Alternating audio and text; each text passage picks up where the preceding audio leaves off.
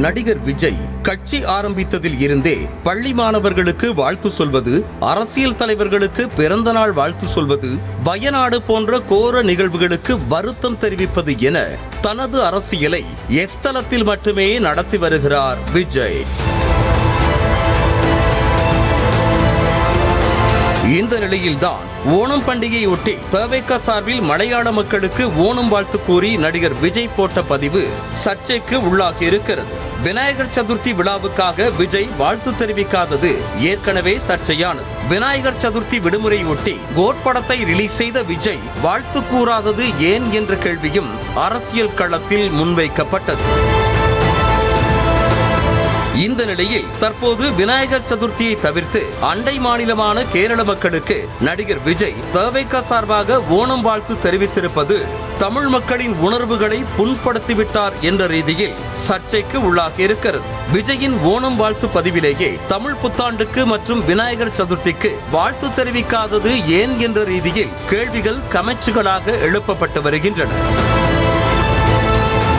கட்சியின் கொள்கையை விஜய் இன்னும் அறிவிக்காத நிலையில் விநாயகர் சதுர்த்தியை தவிர்த்து ஓணம் பண்டிகைக்கு மட்டும் விஜய் வாழ்த்து தெரிவித்திருப்பது திராவிட கட்சிகளின் பாணியில் விஜய் நகர்கிறாரோ என்ற சந்தேகத்தையும் ஏற்படுத்துவதாக விவாதங்கள் முன்வைக்கப்படுகின்றன.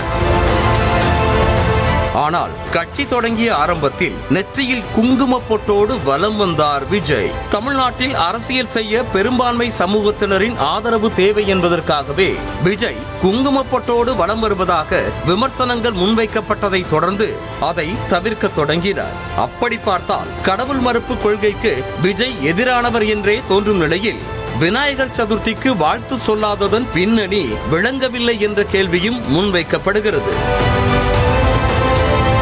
இது ஒருபுறம் என்றால் கேரளாவில் மலையாள உச்ச நட்சத்திரங்களை காட்டிலும் நடிகர் விஜய்க்கு ரசிகர்கள் மிக அதிகம். கேரளாவில் மலையாள நடிகர்களுக்கு இணையான வரவேற்பு விஜய் படங்களுக்கும் உண்டு. ஒருவேளை தமிழக வெற்றி கழகத்தை தேசிய கட்சியாக விஜய் பதிவு செய்திருந்தால் மலையாள ரசிகர்கள் பலர் அதில் இணைந்திருப்பார்கள் என்றெல்லாம் பேசப்பட்டது. அந்த பாசத்தின் அடிப்படையில் தான் ஓணம் திருநாளை ஒட்டி கேரள மக்களுக்கு நடிகர் விஜய் வாழ்த்து கூறினாரா என்ற கேள்வியும் எழுகிறது. ஆனால் ஓணத்தை பொது பண்டிகையாக கருதியே விஜய் வாழ்த்து தெரிவித்ததாக தவேக சார்பாக விளக்கம் அளிக்கப்பட்டிருக்கும் நிலையில் கட்சியின் கொள்கை மற்றும் அடுத்தடுத்த நகர்வுகளை சார்ந்தே விஜயின் நிலைப்பாடுதான் என்ன என்பது தெரிய வரும்.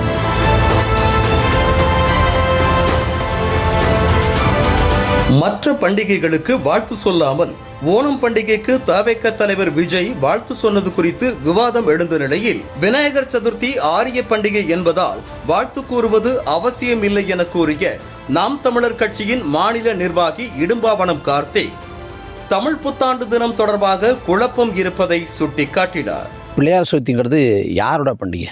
எந்த தேசத்தோட பண்டிகை? அது ஒரு ஆரிய பண்டிகை. புராணங்கள் இதிகாசங்கள் சொல்லக்கூடிய ஒரு புரட்டு. அதை வாழ்த்து சொல்லணும்னு ஒரு அவசியம் இல்லை.